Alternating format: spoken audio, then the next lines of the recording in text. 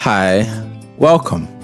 Today I will be talking about Jack Grealish and the public perception of the guy, of what he is currently, and of what people talk about when they talk about what they miss about the old Grealish and all of that, and how Pep has sucked out all the creativity from him, and how, Guardiola and Man City are the graveyard of flamboyant players. The first thing that really goes against everything that people are saying about that is that Jeremy Doku is dribbling in Manchester City.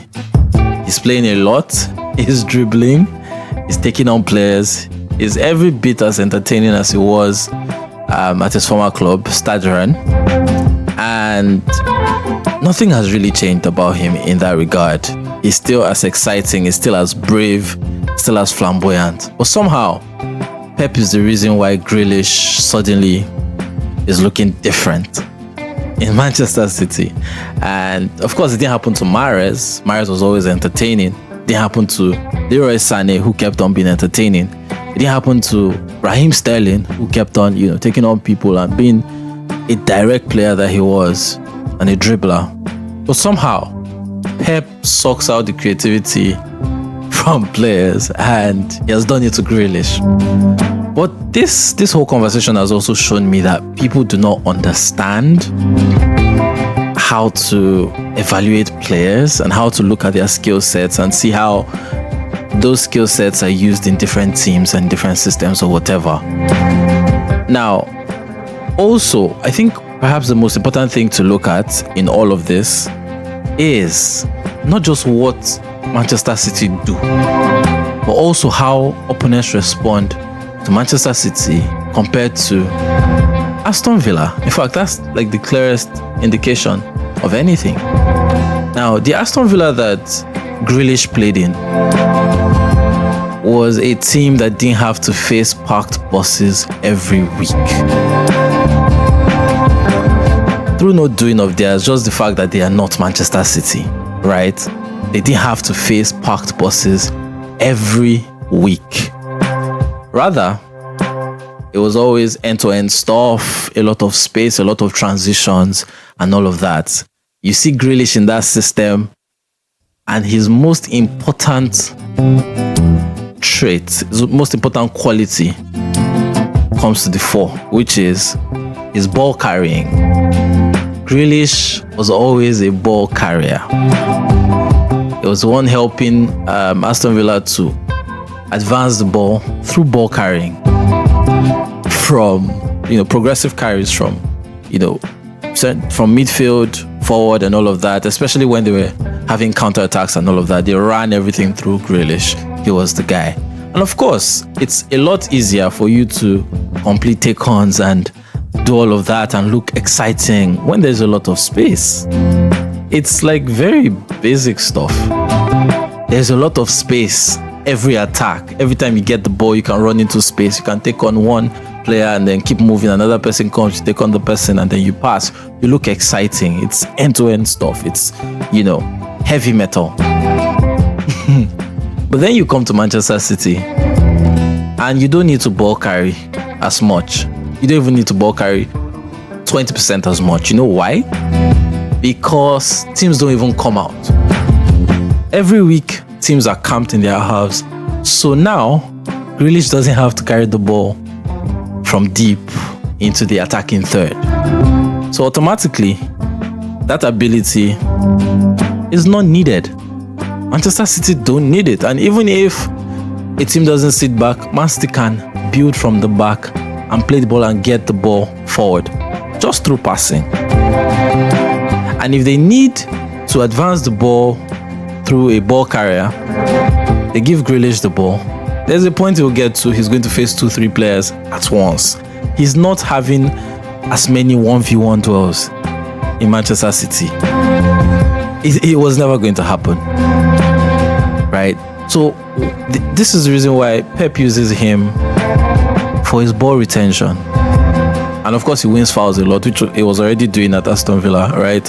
You give him the ball, he takes it, forward. He allows others to come into play, plays with them, all of that. Doku is a more direct player. Doku is a more direct player than Grealish was at Aston Villa. A far more direct player. Because Doku wants to take on the man every time. Grealish has never been that guy. He has never been that kind of player. That's something people don't get. Because there are highlight reels of him carrying the ball into space. That's just him ball carrying. Right? And it's not the kind of ball carrying that Manchester City need. So I'm really confused. What do people want Grealish to be doing in Manchester City with his skill set, which is a lot different from a duel winner like Doku, like a 1v1 duel winner like Doku, a dribbler. Doku is a dribbler. Grealish was never a dribbler in the complete sense of it. It was just a guy who knew how to use space to help his team, knew how to carry the ball, and if you're going to get the ball off him, you'd have to foul him. But he's not, and at best, 1v1 duels, right? But Doku will take on 2-3 players. Even when the place seems locked, he unlocks it. That's what dribblers like that do. That's not Grealish. I don't think people understand Grealish's profile. I don't think people understand his profile. Because what they're describing is not Grealish. Aston Villa were never going to face parked buses every week. So they were never going to be facing teams set up the way teams who face Man City are. Man City are camped in the other half. So now, they don't need Grealish to ball carry. They need him to hold on to the ball. If you can get past the man, well, try. If you can't, you come back, you pass the ball. You don't give the ball away cheaply or for no reason. And what does he do for the most part? He carries the ball, and then cuts it back to someone to shoot or something like that. Or he plays it into the box or something like that. That's no different from what Grealish was doing at Aston Villa. The only difference you're seeing is that Grealish at Aston Villa had way more space to operate in, because Aston Villa were facing teams who were open, wide open. So naturally, Grealish had space to work with. In Manchester City, he does not. And it's not a function of Manchester City. It's a function of other teams that they are facing who are terrified to come out and play against Manchester City, especially at the Etihad.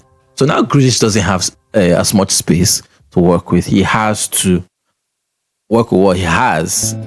If he's on the left, they're probably going to double on the left, double on the right. So Bernardo Silva is there, or whoever is on the right. Grealish is on the left. And guess what? With Grealish in the side, they won a treble. With Grealish doing what he does. And somehow, Pep ruined Grealish. The old Grealish of Aston Villa was world class. This is why it's very important to do an analysis of the profiles of players, right? Do the player profile. Understand the person's strengths, person's weaknesses, and how the person's skill set translates against different kinds of opponents and their approaches within different teams. So if he's facing Brentford as an Aston Villa player, they're not going to set up the same way they would if he was facing Brentford as a Manchester City player. It's still the same opponent, but the approach is going to be different by virtue of the team that they are facing. So when players from mid-table teams go to top teams, if you're expecting them to replicate the same things that they were doing in the smaller teams, then that's a bit naive, because they're not going to be facing the same problems. They have to come up with a new set of solutions and adapt their skill sets to whatever is required to excel.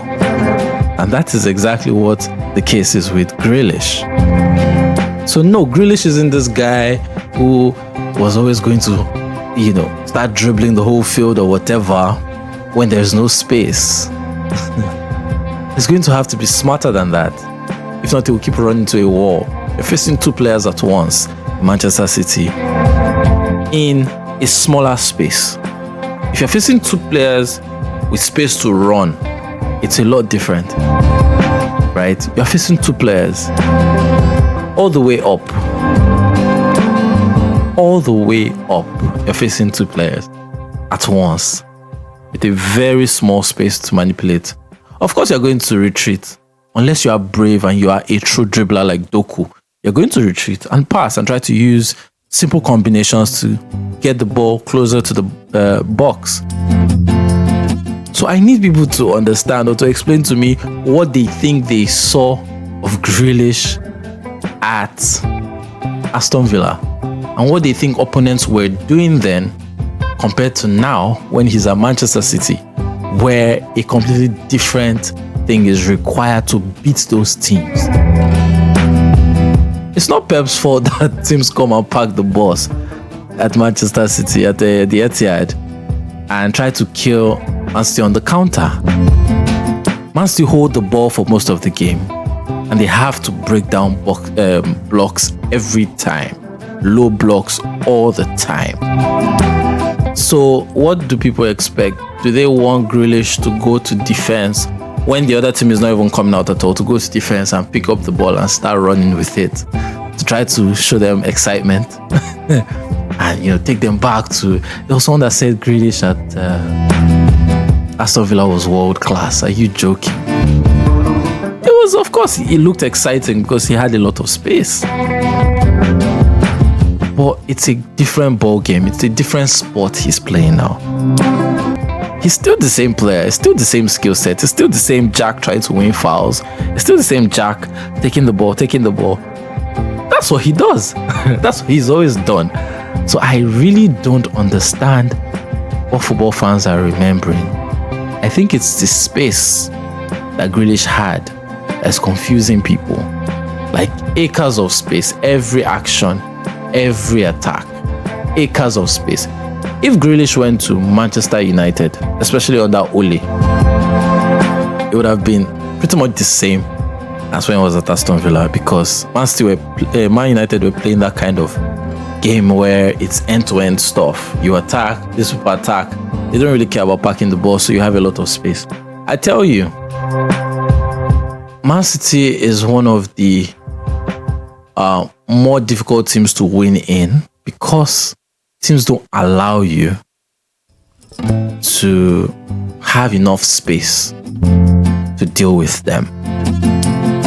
They don't. And I think it's the same problem that Barcelona face, or faced for years, because you have Messi, everybody's going to pack the bus. Right? Everybody's going to pack the bus. Because that's the only way to play against him, for many of them. Just sit, low block and everything, probably put 2 or 3 players on him and stuff like that. Man City face that problem too, because they have Pep and they are so dominant. So teams are not going to come and open up for them. They're going to park the bus. That's what they do against dominant teams. So if you're joining a dominant team, you have to be ready. You have to be able to see that this is what I'm going to face, and I'm going to have to figure out how to deal with it. People also say Haaland has lost this and that. Haaland doesn't... It's the same thing. Haaland doesn't need to run into space as much because his team is facing packed buses. Locked. A very, very packed, defense. So all he has to do is move and move and move. But he cannot ball carry like at Dortmund, because Dortmund weren't facing that every week. Haaland doesn't need to do all of that. He just needs to stay with the defenders, keep moving and find pockets of space to be devastating in and take a shot. He doesn't need to go... Rodri is above the halfway line for half the game. He's like basically in the final third for half the game, because that's where all the action is happening. It's basically half field. So where is the space for Grealish and Haaland to go ball carry and be running past players be looking all, hot for social media. It doesn't work. It doesn't work like that. So I need people to look at the skill sets of the players that they're talking about. Look at the attitude of the teams that those players are having to face in these new teams and understand the context. Grealish isn't a worse player. He isn't. He's the same player. He's just facing a different set of challenges by virtue of the team he plays in, because of how opponents react to that team. So he has to find solutions using his skill sets to deal with those challenges. It's as simple as that.